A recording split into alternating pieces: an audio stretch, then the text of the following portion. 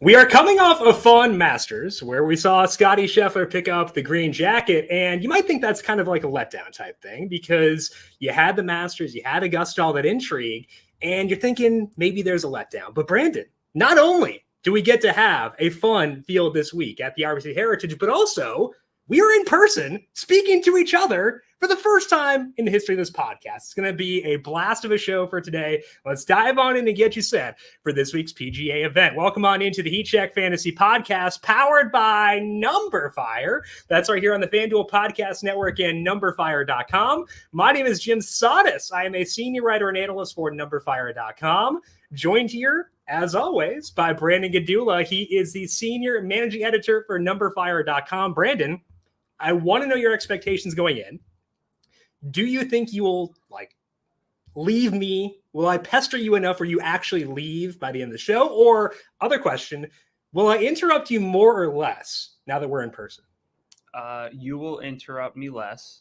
I can tell. Doubtful. There's going to be a little less lag. Doubtful. But it's going to be like your energy when I sit next to you it's like night and day. I feel the energy on the podcast normally. Yeah. But it's a little bit toned down through the airwaves. Sitting next to you right now, the difference in our energy levels it's palpable. I'm curious though. Do you think that I interrupt you because of the lag or because I just want to talk over you? I'm being nice, and I think it's partially. It's not that. I'll guarantee it. We do have Nicolas Cage popping in behind me as well. Our producer Calvin Theobald is here. He's at a Nicolas Cage film festival or something this weekend, and got a Nicolas Cage head. So we have Brandon in person. We have me here at the office as well, and Nicolas Cage hanging out. How could this event possibly be bad? I can think of no reasons why it could possibly go wrong. I love this event. I love this week. I love this golf course. It's so different than most of what we get on the PGA Tour. Driving accuracy can matter. We don't need the biggest hitters. That puts some of the sort of B tier studs up to the A tier this week. And I'm also learning something I notice a lot on television when you have some newcomers when they're having a panel discussion. They don't know if they should look into the camera or talk to the person. And I'm learning right now that I don't know what to do, and I should have hashed that out beforehand. But let's stare directly in the camera the entire time, make direct eye contact, and people will just be weirded out for the entire show. Make them as uncomfortable as we possibly can. I think that's the key goal here. I think we got that covered. Okay, well, we got that accomplished. Let's dive in and break down the RBC Heritage Open. It is at Harbour Town Golf Links. It is 7,121 yards and a par 71. There are 132 golfers in the field. The top 65 plus ties will make the cut after the first two rounds. So, Brandon, you mentioned distance not as much of a prerequisite at this course. So what does matter at Harbour Town? Yeah, basically everything but driver distance. We see strokes gain approach obviously be very important every single week on the PGA Tour. That's going to matter a lot this week with these small greens. These greens register about 3,700 square feet on average. That's pretty tiny. It's about 60% of the PGA Tour average, which is around 6,000 square feet. So in terms of key stats, we want strokes gain approach to hit these tiny greens, but obviously you're going to miss a lot of greens. So you need to get up and down. You need to get those strokes gained around the green. We got Bermuda greens this week. It's an overseed. POA greens this week, overseeded. But, overall what we're looking at is precision off the tee, precision with the irons, and basically being able to go a little bit low. Past winning scores, 19 under, 22 under the past 2 years. Before that, when we have more wind, 12, and 13 under. So it can go easy. It just depends on the weather for this week. So I'm curious for you, when you're looking at getting up and down, are you looking at scrambling? Because we don't look at scrambles gained very often, personally. We don't do that from a stats perspective. Are you more inclined to do that this week than usual, or is it still not enough where you actually want to filter that in and put it primarily on your sheet? Yeah, so it's something that I definitely factor in.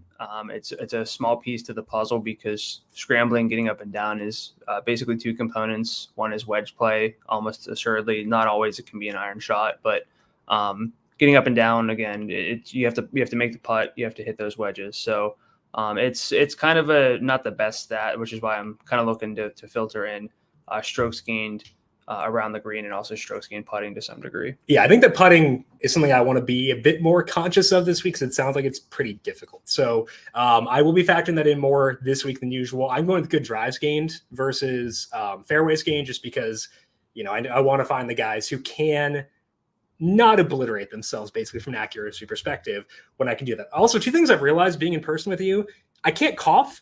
Usually I mute myself when you're talking and then I cough. Other thing is I can't just scroll Twitter. I can't just you can bump around on Twitter because you're gonna but you can see it and when I'm not paying attention to you. You could probably tell. I can tell. But still, I feel very, very seen and out there, vulnerable right now. We'll talk about golfers who have done well at Harbour Town in just a bit. But first, hey, soccer fans, this season, FanDuel and Captain Morgan are teaming up to give you a one-of-a-kind soccer contest to spice up game day. Introducing Captain Morgan Soccer Pick'em, a weekly fantasy contest that is entirely free to play. The contest is simple. All you have to do is answer 10 questions about Captain Morgan and that week's soccer matchup. People with the most correct answers will earn their share of cash prizes. Head over to fanduel.com/freegames/Captain Morgan. Spice up game day with a free shot at cash prizes every Saturday. No purchase necessary. Must be 21 plus to enter. Location restrictions apply. Void where prohibited. See full terms at FanDuel.com. I went into auto mode there. It's just FanDuel.com, not sportsbook.fanduel.com. Anyway, let's dive into RBC Heritage Open history and take a look at golfers who have done well here in the past. So we talked about you don't need to be as long to feast at Harbour Town as you do elsewhere, which is why it's interesting that Dustin Johnson is a guy who has had some interesting history here at this event. So talk me through DJ at Harbour Town and what we should expect of him going into this week.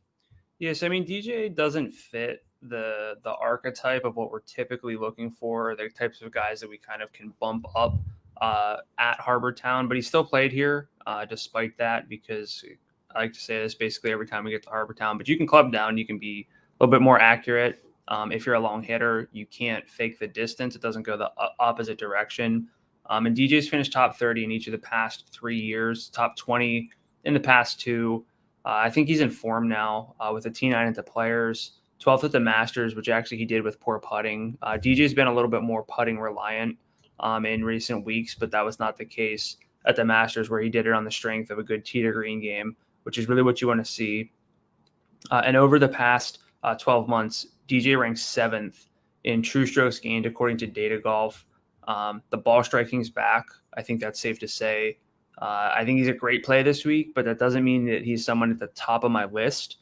But I'm very interested in Dustin Johnson and his revival. So any thoughts for you on DJ? Yeah, I think it's it's a tough thing because I agree with you where I do think that he is in form right now, but it's also, do I want to use him over some of the other guys in that range who are also in form, but maybe can benefit more? So I guess the relative form, the form in the spots where it matters may favor Colin Morikawa at 11.8. You got DJ at 11.7, Morikawa is 11.8, Justin Thomas even at 12,000. These are all guys who fit what you want, get you a lot of the advantages that you get with DJ, but also may have the better setup for this specific event. So that's the drawback that I am seeing here. And I also want to ask you, how much do you care about the guys who were in contention at Augusta? Because DJ, like you said, was pretty solid there. He wasn't really pushing for a win necessarily throughout that event,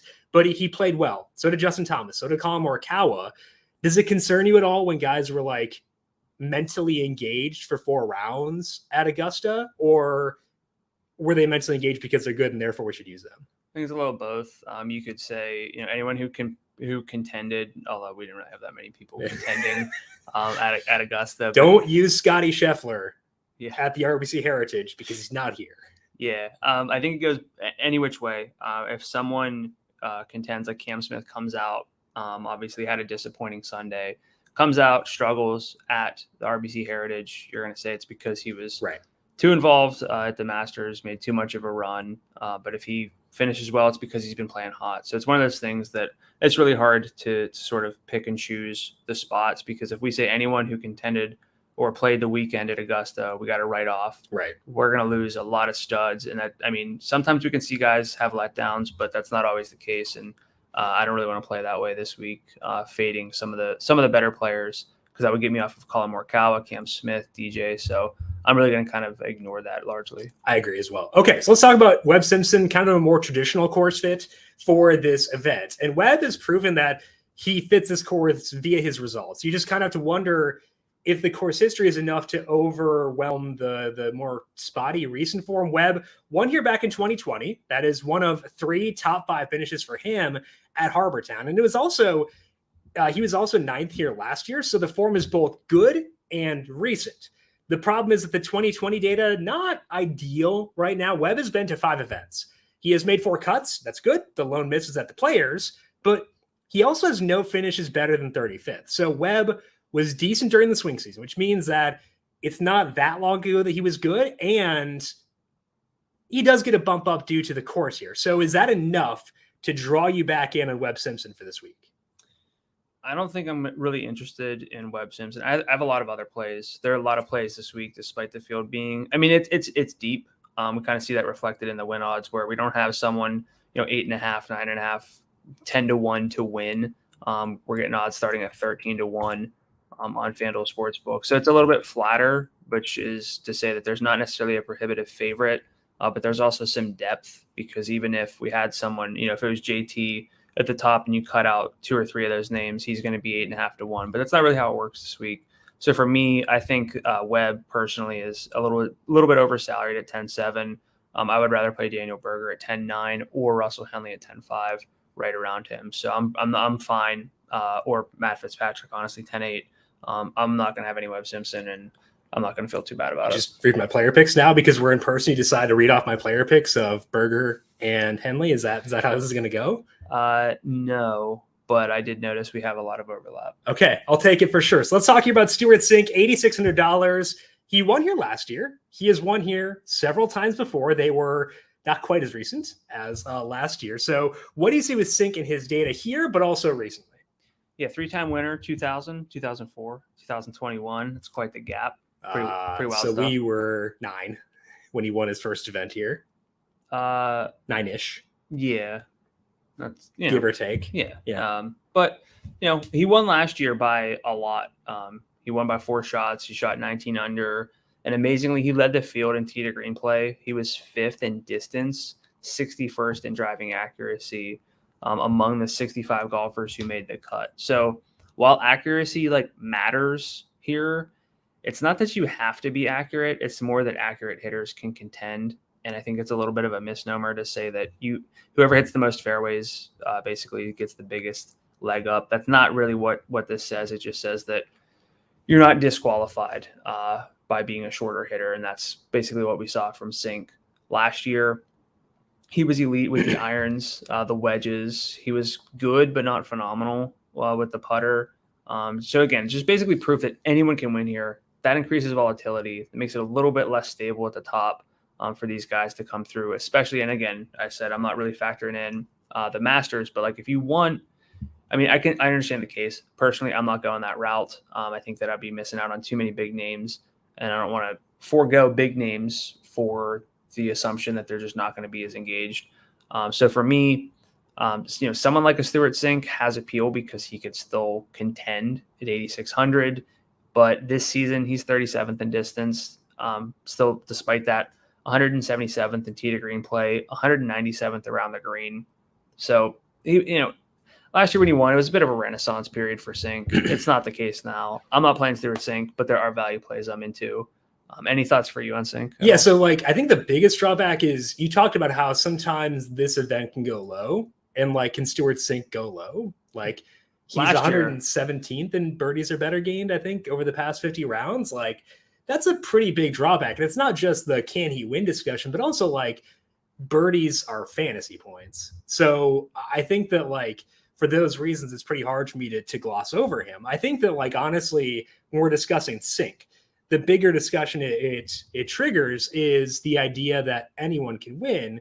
And I'm curious what that does to you from a roster construction perspective. Are you looking to go with a more balanced lineup as a result of that, because the advantage of the studs is lower than it usually is? Or what kind of is your takeaway from the fact that guys of that mold, not Sink specifically, but guys of that mold can win, how does it alter your view of the studs and the overall roster construction for this event?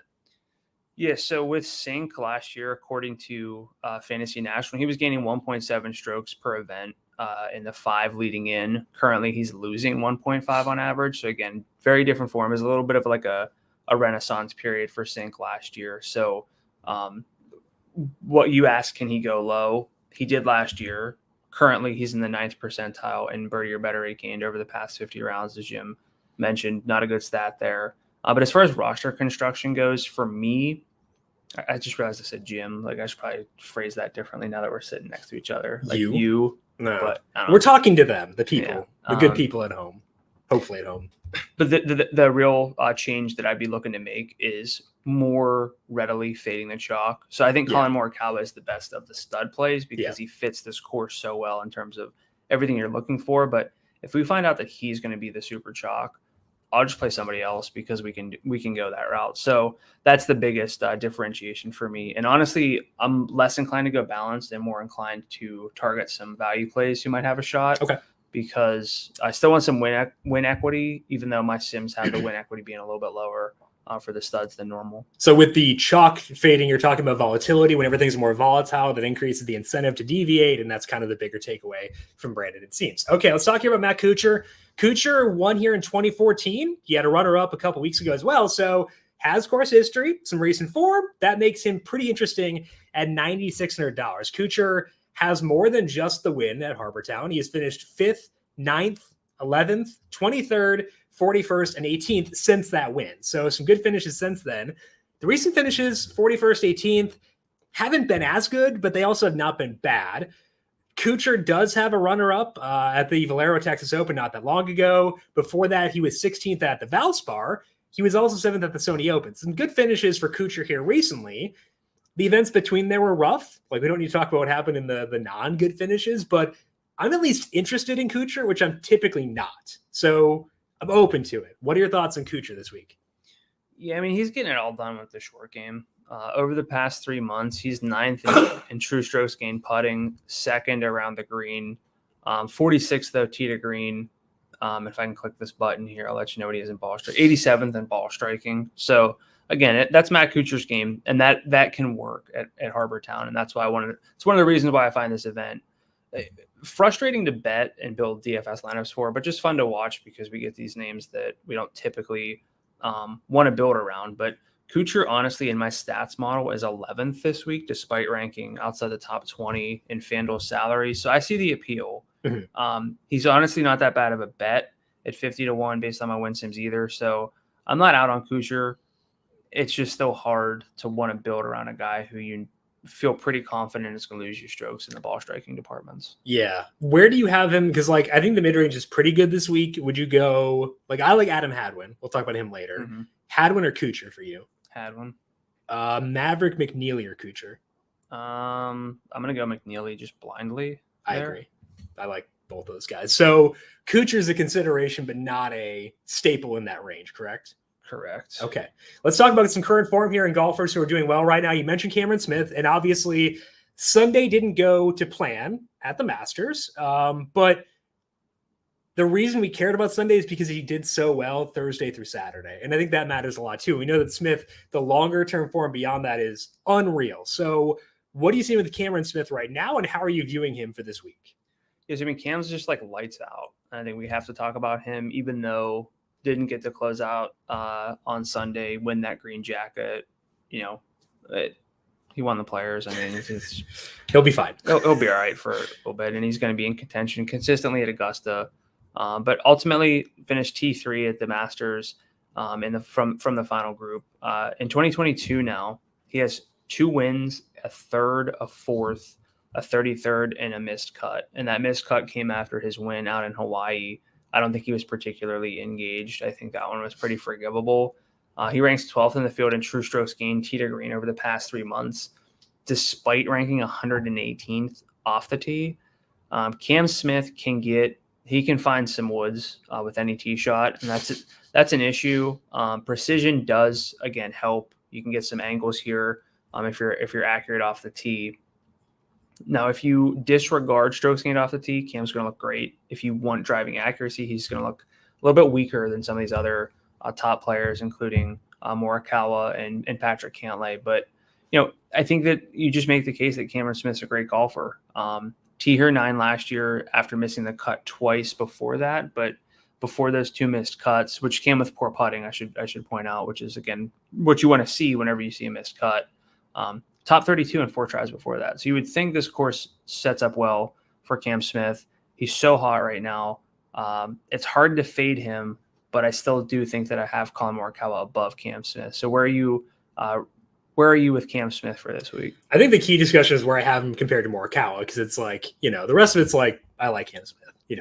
That part's pretty obvious. So do I like Cam Smith more than I like Collin Morikawa? Probably not. But it's very, very close. And I think that this is a spot where I don't think it's what happened. But let's say Morikawa becomes uber chalk. I don't think that'll happen. If he did, I would love to pivot to Smith. So I think that they're very much in the same tier. I would just guess it's a situation where Morikawa is 35% rostered. Cam Smith is 27 to 30% probably, maybe even higher than that because he was doing so well at the Masters. So I can't view Smith as a pivot, and I also think I view Morikawa slightly above. So maybe that means Justin Thomas is the pivot, but also he's the highest salary guy. He's a betting favorite. I can't expect him to be low rostered. So I'm having a hard time really deciding how things are going to break from a roster rate perspective, because as you say, that should dictate a decent amount for this week. So I'm honestly pretty torn. Maybe Patrick Cantlay is that guy who I could turn towards instead. But I think that's straight up. Cash game build, probably go Morikawa over Cam Smith, but it's a pretty tough call for me, honestly. I think there's a group of 5. I know we're focusing right now on Morikawa versus Cam Smith because Jim and I both have Collin Morikawa, I think, at the top. You could probably say pretty comfortably. But we have Justin Thomas, Cameron Smith, Dustin Johnson, and I think Patrick Cantlay still deserves to be in that conversation. I agree. For me, Cantlay is going to be the forgotten guy, and I think that Cantlay sets up well here for this week. Just the least amount to show for the past few weeks of those 5. But again, we're splitting hairs with a lot of this. The one name you could really point to and say he's sort of the outlier, honestly, in a negative sense, would be DJ due to course fit. But we've already talked about the fact that that's not really the case. So again, it feels a little bit. It's not as aggressive as it take to say hey, I'm playing Collin Morikawa no matter what. Yeah. We find out that Morikawa is going to be the super chalk. We have other options. And that's what we talk about all the time in PGA DFS. When you have other options, be okay assuming you might get it wrong. Last week, that would have served me well because Xander Brooks didn't necessarily do well. Every other stud seemed to do well. But again, you're going to get it wrong. And whenever you have a good pivot, especially in a field that's wide open, you should take that. A good pivot or 4. And I think we have 4 for this week. Is there anyone in that upper tier you would not turn to as a pivot? Let's say DJ projects to be 12% rostered, whereas everyone else is above 15 to 20%. Would you go to DJ there if you know that he'll be less rostered than others? I have DJ lowest in just because of the long-term form not being quite as good as the other guys, which sounds weird. For me, long-term form's the past year. It's adjusted for recency. We're starting to see better finishes, better strokes gain data from DJ, but honestly, I would probably have him last. But with that said, if he is the one that nobody wants to play, I'll play him this week. Okay, that's good to know. Let's move on now to Daniel Berger, because typically this would be a Berger event for me because he's not long off the tee, but he's awesome everywhere else. But the form for Berger is a bit more funky, so I wanted to look in here and see if it should push him down our list or not. Specifically, Berger was bad over the weekend at Augusta. I had Berger in several lineups, so I felt that for sure. He finished 50th. He shot 14 over. It was not great, but that comes after he also struggled at the match play. Before that, though, Berger was 13th at the Players. He went 4th at the Honda Classic. He also had top 10s at the TOC and the Hero World Challenge. These really tough events, he was doing well. Berger does have good history here. He was 3rd back in 2020, 13th last year, and he does still lead the field in approach the past 50 rounds, according to Fantasy National. So I know the past couple events haven't been good, but I'm inclined to give him a pass and still be high on Berger at $10,900. Where do you sit on Berger for this week? I love Daniel Berger. Party. Love him. He should benefit from the setup. We'll probably get some wind because it's a Carolina course, coastal course. He plays well in the wind, which makes sense. He's the lowest driver apex on the PGA Tour. Didn't know that. By a pretty comfortable margin. There's like one or two guys close to him, and then there's he's the Giancarlo Stanley. I guess no, they're not the distance. Carry on. I'll think about it. But good wind player. He's talked in the past about liking windy conditions. He thinks that favors him, and it's actually bared out in the stats, which you don't always see. Sometimes guys think that they play really well in the wind or don't play well in the wind, and the inverse is actually the case with their stats. But low driver apex, he can shape it. He can put it wherever he wants. So I think Berger is a standout play. And we talked a lot about those top five. I love the top five, but I think Daniel Berger is undersalaried as a result of having a pretty good range above him, with Jordan Spieth just above him, Corey Connors, Sung J M, Shane Lowry. Nothing bad to say against those guys, but at salary, for me, Daniel Berger wins out. Would you start a lineup with Berger as the highest salary guy? I don't think so. Okay. Although he rates out really well for me in my win simulation model. So basically, you'd be looking at like get a Morikawa, then get a Berger as your second stud. Yeah, if I can go that route, I'd go that route. Just because I think we can take some stabs on some lower salary plays if we really want to. But I don't think this is necessarily the week to build a balanced lineup because nobody's really safe. Not because the course is so difficult, but because everybody can contend. And some of these guys that we haven't heard of in a long time, haven't been on the first page of a leaderboard in quite some time. They're going to be playing well, and you're going to be reminded of how these guys are all world-class golfers, and it's going to just be how it goes. So I don't think super balance is the approach I want. I still want access to that top-tier win equity from the Morikawas, the Cantlays, the Cam Smiths, JT, things like that. All right, well, let's move on to some mid-range plays and talk about two guys at exactly the same salary, $9,500. You got Chris Kirk. I've got Adam Hadwin. You break down Kirk. I'll break down Hadwin. Then we'll discuss those two in what I think is a pretty decent range this week. Yeah, so Chris Kirk, 3 top 15s in his past 5 starts. Those came at the beginning of that 5-event sample. Then he missed the cut at the Players, which is always forgivable, especially this year with the weather being what it is. I don't really care about missed cuts at the Players. It's just it's its own sort of event. T35 at the Valero after that, which came with poor putting, which again, understandable. The tee to green game, quite good. He is 9th in Data Golf's true strokes gained tee to green over the past 3 months, 20th in overall strokes gained in that sample.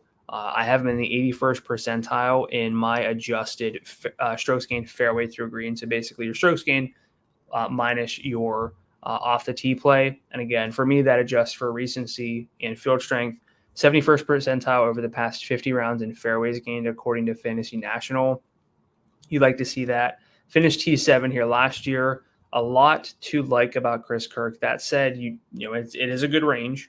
I don't necessarily know if we'll get to Chris Kirk because I can't play everyone, and we got a lot of discussion at the top of the board. So I'm more inclined to hone in on some value plays. I think we can consider anyone at 95 somewhat of a value play, and then cycle through the studs. Hope I hit right on those guys as opposed to typically locking in the studs. I prefer and trying to find the right value plays. So I don't know if we'll get to Kirk, but I think the case for him is good. So I don't know if you're going to talk about Hadwin, and then we talk about this range overall. Let's do that. Let's do that. Okay, so Hadwin, again, the exact same salary. He is accurate off the tee. He's been putting together good finishes recently, and I think that's a pretty fun combo at that salary. Hadwin has finished 4th at the Valero, 7th at the Valspar, and 9th at the Players in his past 3 events, and most of that has been via the approach. Hadwin's gained at least 3.3 strokes with his irons in all 3 events. He also gained around the green, which you can do at this event too. It's not like, it's important to do that if you can, and Hadwin can do that. So I know typically you're not a big Hadwin guy, but I do like him quite a bit here at $9,500. So is he a guy you like more than Kirk, and how do you view him in this range? I do like him more than Kirk. Adam Hadwin back on the menu. Sets up really well at a course that rewards accuracy and irons. So I'm not going to overthink this one. I think Hadwin, honestly, is one of the better plays at salary in the entire field. I'm going to play him in our head-to-head almost assuredly. and I feel pretty good about it. I forgot that you're sitting. It's like I'm going to build out. I typically build out my bobble hat while we're talking. I don't know if I can do that right now. I got to like guard my screen, which you can see pretty blatantly. Jim, you've won a few. I think 3 of the past 4, but trust me, I don't. You don't view me as a threat. I get it. Not even make you finish the sentence. Sure. Okay. Let's take a look at what the bookmakers are saying for this event. As Brandon mentioned, it is pretty flat odds at the top over at FanDuel Sportsbook. We got Justin Thomas and Colin Morikawa both at 13-1. Cam Smith is 14-1. And then Patrick Cantlay is 16-1, followed by Dustin Johnson at 18-1. We got Shane Lowry and Matthew Fitzpatrick, or Matt, at 20-1. And then it dips down to Corey Connors at 26, followed by a group of 5 guys at 29-1, doing this on the fly. We got Berger, Webb Simpson, Sung J M, Joaquin Neiman, and Russell Henley rounding out the top group. So looking at those top options, you can only pick one stud outside of Morikawa. Who is your number 2? Outside of Morikawa? Yeah, definitive. Who is your number 2? It's going to be Cantlay with an assumed baked-in leverage play, which you don't necessarily need in a head-to-head. But if we're talking my secondary option, I think Cantlay, the luster's gone. I think people are tired of Patrick Cantlay. And honestly, I kind of get it, but I also, I don't. I think people are being a little bit too, I guess maybe it's just because he's not the flashiest player. Yeah. But for me, when I think about it, he's always really good in my win simulation model, but he does win. He's got really high-end upside.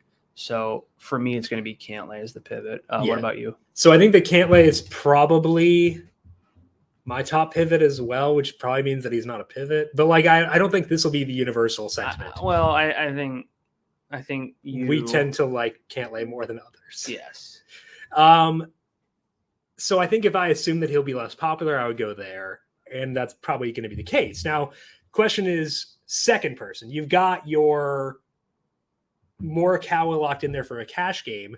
Are you jumping down to the Berger Henley range for your second guy? How are you building that second spot in your roster?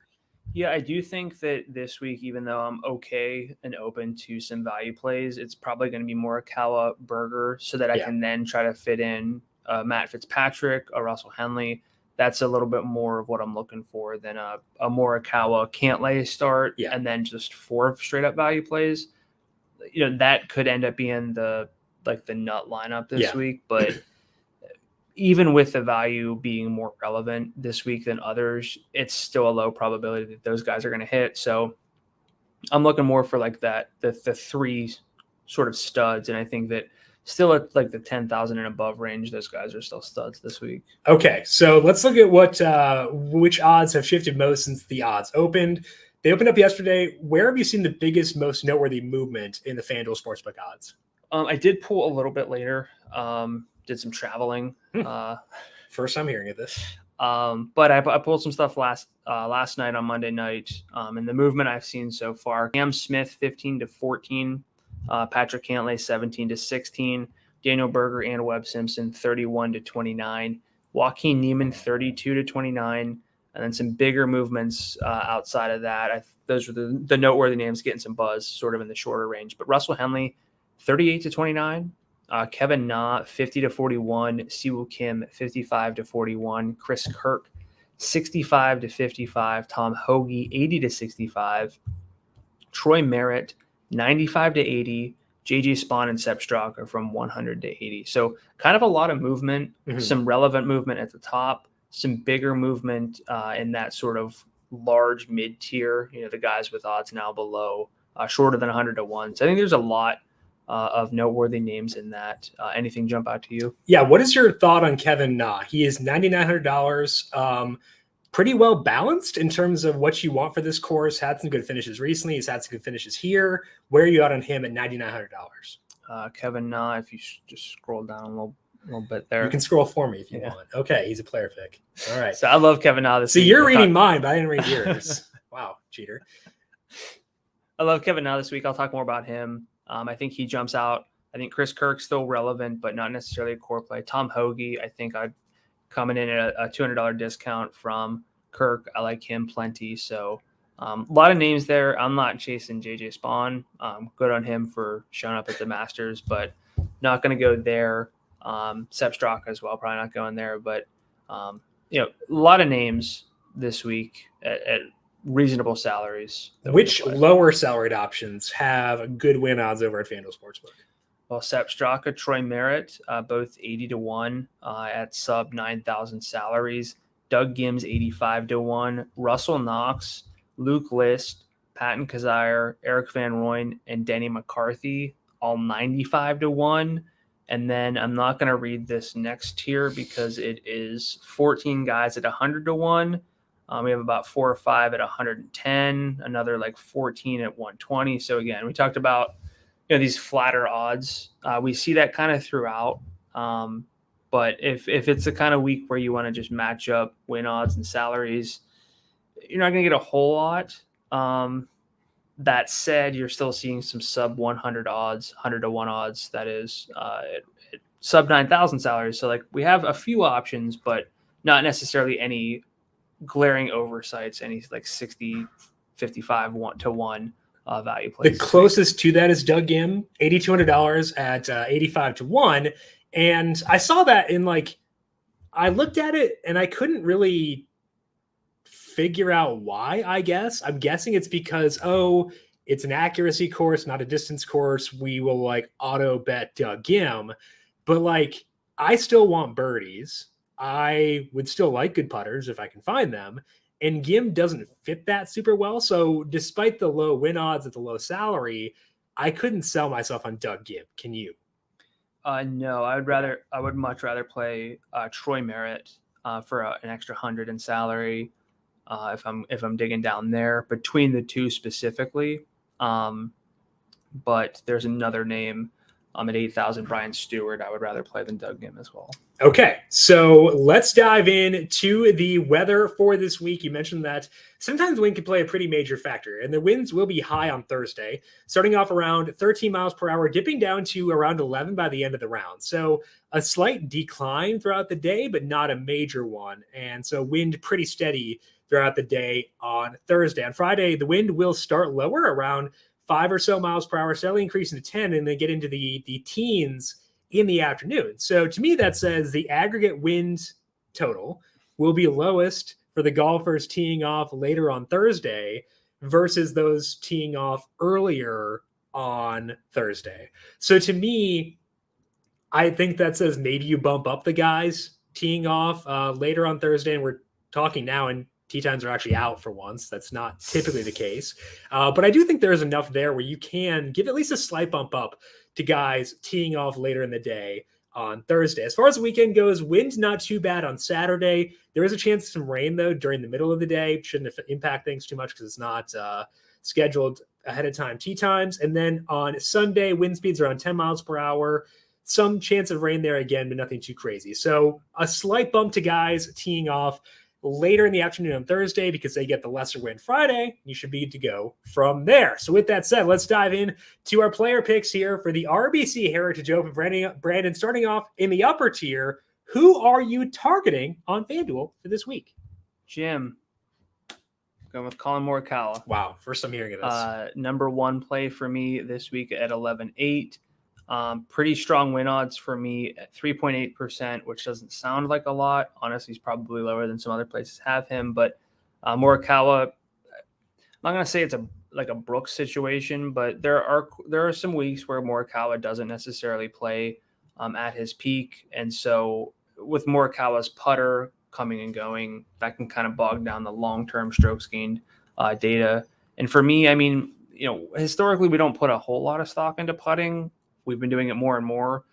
And so for Morikawa, I still have to overcome that. That's not a fear I like to overcome with a superstar at a superstar salary, at a superstar number on the odds board. But all that said, Colin Morikawa's game is built on precision. That's the test at Harbour Town. Morikawa's 94th percentile or better in fairways gained and adjusted strokes approach over the past year. Finished 7th here last year, was second in tee to green play. Surprisingly, didn't putt that well, which again, I think a lot of people are willing to overlook that with Morikawa. I'm a little bit more hesitant with Morikawa. All that said, I think that this is a perfect week for him to show up and have a really strong finish. Yeah, I think for our head-to-head, Morikawa will very probably be in there, and I think that he's a top guy.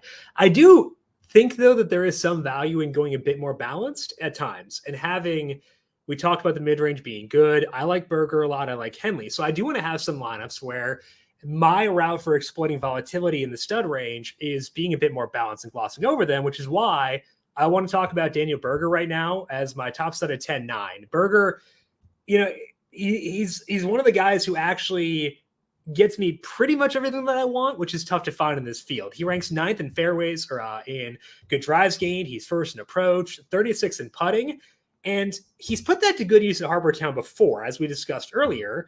So I'm not scared off Berger for a couple down weeks, especially at really unique events, especially at such a middling salary. So to me, I do think that I want to have Morikawa in there in like a cash game. But if I'm trying to be different for tournaments, and like it's weird because you'd think you want to be more balanced in cash games versus tournaments. But I think in order to be different in a volatile event, I might just take that route instead. So Berger to me is a stud at 10-9, and it looks like he is in your player picks as well. Yeah, Berger's one of my favorite plays this week, one of my favorite bets as well. Is he still 31-1? I should probably know this, and you probably just said it. 29, and I've said it too, I think, because he moved. That is a lot longer than he is some other places, though. So if you wanted to bet Daniel Berger, do it here. Do it at FanDuel. There you go. Boy, I forgot I just read the guys whose odds have moved. But hey, what are you gonna do? It's out there, it's live. So for me, Daniel Berger, again, one of my favorite win plays, win bets, but also just DFS plays of the week. So it's the right fit for Harbour Town. I talked about the driver apex. I taught Jim that Daniel Berger has a really low driver apex. The Giancarlo Stanton of PGA. We're not going to think about the distance. I'm just going to stick with it. He's got a fun finishing position as well at Harbour Town, 33rd, 3rd, and 13th the past 3 years. So he's going to finish like 23rd or 43rd? I don't know. Or 53rd, 63rd? I'm thinking maybe first. Potentially. Daniel Bustker? 99th percentile, though, adjusted approach play for me over the past year. Going to hit fairways. He basically has just modeled his game on hitting fairways, hitting good iron shots. I think that it's a really good week for Berger, so we're in agreement there. And as much as I like Morikawa, I'm much more likely to have Daniel Berger in a lineup because I might stray away from Morikawa because I have some more options to pivot to. But Berger, to me, among the upper 10,000 range, is a cut above Matt Fitzpatrick. Okay, so let's talk about my second stud, which is Russell Henley. And he's part of the reason why I'd be okay skewing more balanced for this week is because I want to get Henley and Berger in there. Henley is 10-5, and he shouldn't be that low. Henley sets up very well for Harbour Town. He ranks 15th in good drives gained, 2nd in approach, 3rd in birdies or better gained. And obviously, Henley is not the best putter, and I do care about that here, but he's not terrible. Like, he's not a plus, but he's also not a minus there. So that's a positive. Henley was fine at Augusta when we loved him. So I don't have too much cause for concern with him. He finished 9th at the RBC Heritage last year. So I think Henley is a good part of a balanced build. Do you worry that going with stud to be named later plus Berger plus Henley is too top heavy? Or do you think that you'll be okay with doing that for this week? So if I go, let's say Morikawa, Berger, and then Henley. I'm at 89-33 left from my final 3 players. There are, again, a few names down in that range that I would consider. I think Brian Stewart's in play. Okay. I think Adam Long's in play at 7,800. If I take one of those names, I'll play a little bit safer and go with Brian Stewart. I'm up to 9,400. I think that works. Okay. Yeah. It's definitely an option. It's not necessarily my top option. No, that is my top option, actually. Okay. When I think about it. Like, I could see the gears turning in your head as we went. Well, the thing is, like, usually we start talking lineups toward the end of the show. We talk about the plays we like, and then, as things unfold, we're looking at who might be overlooked, who might be getting slept on, who might be getting talked up, what the actual lineup construction is. And so realizing that I have Morikawa pretty high up the leaderboard, but also love Daniel Berger, and we both love Russell Henley. Jim just has him as a player pick. I think that's probably the right way to go for this week. My guy, Russell Henley, for this week. Okay, let's go down to the mid-range. You spoiled this one. Kevin Na, you spilled the beans, so there's no point even talking about it, right? That works for me. Yeah. Saves my voice. So Kevin Na 9,900 this week. I think he's a good outright win play still as well. But if we're able to downplay off the tee numbers, then Kevin Na gets bumped up always. He's a really good golfer. Just one of those guys who like doesn't play a lot of courses that suit him well. 9th percentile in adjusted off the tee play, but 70th percentile in iron play. 80th percentile or better in both short game stats. That's a really good profile that just doesn't necessarily translate to course week after week after week. The salary is a little bit higher than I thought it would be, but honestly, I'm okay with it because the fairway through green number is so good. I think Kevin Na deserves to be someone I say, like, I'm going to play him in our head-to-head. Yeah. But roster construction-wise, I don't know how balanced I'll be. I'm going to go a little bit more top and bottom heavy, like I just said. Okay, so I like Na, and I do like him. I think I like Maverick McNeely a bit more, though, so let's talk about him. McNeely is 98, right beneath Na at 99. And McNeely doesn't really feast in one specific area, but he gets birdies because he's well-rounded, and that's what I want at this event. McNeely ranks 7th in the field in birdies or better gained the past 50 rounds, according to Fantasy National. That's despite being just 48th in approach and 54th in putting. And that may make it seem a bit fluky, but it all adds up to McNeely ranking 12th in true strokes gained over the past 6 months over at Data Golf. So he finished 4th here last year. McNeely has had good finishes recently. He has upside. I like him a lot at 98. If you had to pick one, would you go McNeely or Knox? I already asked you McNeely versus Kirk, I think, earlier on. McNeely versus Na, who you got? Or Kuchar was asking about. I penciled in Kevin Na versus Maverick McNeely for a head-to-head bet. Are you going to make me delete that? Or No, man. Oh, my. The win bets are not skewing my way here recently. Yeah, I got, 5 out of the past 7. Now it's 17-12 in that category. I'm trailing. That's distressing. Okay, well, I got to figure it out here. Mav, my boy, come through for me this week versus Kevin Na. Let's finish with the mid-range here with a guy we both like, with Adam Hadwin. I talked about him before, so I'll let you take the floor now. Yeah, so Hadwin for me, again, it's just the course where you can bump up accuracy and irons. And for me, that is definitely an Adam Hadwin setup. Strong putter overall on virtually any surface. 87th percentile in strokes gained fairway through green among this field, which you might not really realize at the salary of 9,500. And with the form being, Adam Hadwin's back on the radar, but hasn't been for a long time. So it's probably a little bit surprising to see that number over the past year, which does account for weights in recency. Still, really strong number there. I mean, he's finished top 10 in 3 straight starts, highlighted by a T9 at the Players. So I'm in on Adam Hadwin this week. I most likely think he's going to be a lock in our head-to-head, and I'm starting to see the shape that my main lineup's going to take for this week. And top-heavy approach, but that still gets you to Hadwin as being one of those final slots, and I think that is appealing. I think that I'm talking myself more into the value plays, and that's allowing me to feel more okay with like the top heavy approach this week. I've had it as my second player pick as well. So let's move down to the value plays. Guys at $9,000 or lower, who is standing out to you there? Russell Knox right at 9,000. One of the best ball strikers in the field. Leads the field in greens and regulation gained over the past 50 rounds, according to Fantasy National. The short game is always the issue with Knox, but really accurate off the tee. You like to see that. Is due for putting regression, according to the formula I use based on your putting from within 15 feet. Not quite as bad a putter as the full sample data implies. However, there's a difference, Jim, between being primed for putting regression and being good at putting and being a good putter. The baseline expectation still is that he would be a negative putter overall, but he shouldn't be losing as many strokes putting. And then we're getting a guy who should have a little bit warmer of a putter while hitting these fairways and striping the iron. So I think it's a really good setup for Knox this week. And I think the putting discussion is part of why I favor Cameron Tringali over Knox at the same salary. Tringali is 9,000.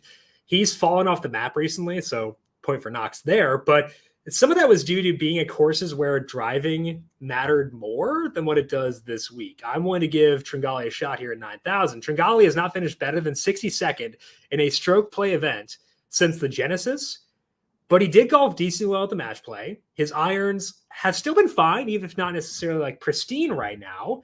Tringali 38th in fair good drives gained. He's 32nd in approach still. He's 23rd in putting. And I think the salary is low enough to overcome the issues with the form for Tringali. So I'm back in on Cam Tringali. Where are you on him? And where is he compared to Knox? I think they're about even. I'm going to side with Knox just because I prefer the tee to green play overall. Tringali also expected for putting regression in the positive sense while also still being a positive putter. I think that just in terms of sheer upside, I'm going to lean toward Knox over Tringali, and I'm going to disagree with my model on that one. Wow. But I feel pretty solid with Russell Knox this week. Good golly, Cam Tringali. He's back. That's all I have to say. Who else do you like here in the value tier? I have Eric Van Rooyen, 8,700. I know I mentioned some lower tier value plays. I'll reel those off after the fact. But Eric Van Rooyen deserves some attention himself. We need a good nickname for EVR with the mustache jogger combo. Minus EVR. Given what happens when I typically use him, I feel like that's an appropriate number. Minus expected value Royan. Yeah. Well, so like we do with Joel Damon, Nightman. Plus EVR or minus EVR. Yes. I think it's a plus EVR week this week. Good. I like it. Really balanced driver. He's long, but also accurate. Not the longest or most accurate, but a plus in both of those categories. Also 92nd percentile in adjusted strokes gained approach. 21st here in his debut and only started the RBC Heritage. So I think there's enough there to like with EVR to call him plus EVR this week. To be determined. I'm going to talk here about Denny McCarthy at $8,600. McCarthy seems like it's probably a good spot to use him at a course like this because McCarthy can be somewhat agreeable when it comes to not distance stuff. He's 41st in good drives gained. He can putt the lights out, as we know, and McCarthy did show a bit of that last year here. He finished 13th at this event, did gain a bit with his ball striking too, which is kind of weird for Denny McCarthy. Recently, we've not seen McCarthy get good finishes, but he hasn't been bad, and it's a course more conducive to his skill set, and that may help things a decent amount. So I do like Denny McCarthy this week. I know he's not typically my kind of guy, so what are your thoughts on McCarthy? He didn't really pop for me. I think he's just sort of in the mix in that range down there, and it's not necessarily enough for him to differentiate over some other names. So I'm probably out on McCarthy, but not to the point that I would talk you out of him. Just can't really play everyone, and I think that there's some maybe more intriguing names in that range. Okay, so let's finish up here with our win picks for the RBC Heritage based on the current odds over at FanDuel Sportsbook. I have not given this any thought yet, so this is going to be great content as I try to figure out which picks suck the least, because I don't know. Do you have any who immediately stand out to you? I think for me, I'm definitely going with Daniel Berger. Okay. That's not really a question. At 29-1, I think that's still a great number, and I feel really good with that. Okay. So he's my number one. I think that's a good pick. I'm not going to overlap with you, but I think that's a good pick to go with Berger. You have Berger 29-1. I am tempted to blame it on the Henley. Maybe go Russell Henley at 29 as well. Same number as Berger. Oh, give me Daniel Berger any day in that one. No, Henley's going to win. Okay, I want Henley. I'm out of defiance now. You've lured me into this where I want to go with Russell Henley. So give me Russell Henley. I like Russell Henley plenty. His odds have shortened a ton. So I'm sure Jim, once he realizes that, is going to be disappointed because he usually tries to stay away from that situation. Yeah, I don't like to buy low on or buy high on Steam. It's not great. Okay, who else do you want besides Berger? I will go with Adam Hadwin, 65-1. A little bit longer than we typically go on this show. I love that. But I'm going to go Hadwin. The other consideration for me, probably Kevin Knott, 41, but I'm just going to go the Adam Hadwin route. Can you pull up how many times I picked Maverick McNeely? Because I think it's a lot. It's one at least.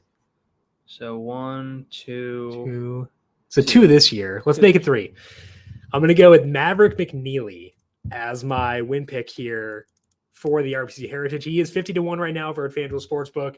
Again, he makes birdies, and I need to find guys who can make birdies in this event. So I will go with McNeely and Henley as my picks, and you will go with Berger and Hadwin. I like yours. I think I like yours more than mine, but we'll see how things go for this week. That is all that we have here for today on the Heat Check Fantasy Podcast, because we got to go off and do more meetings or something. I don't know. Got to grab some dinner here in New York. So it's been fun hanging out with you, and it'll be weird to transition back into staring at you on a screen, but I'll feel more safe knowing I'm not within like arm's length. I didn't interrupt you that as much as usual. So you actually were right. Yeah. Okay. Fair enough. You were right. I was wrong.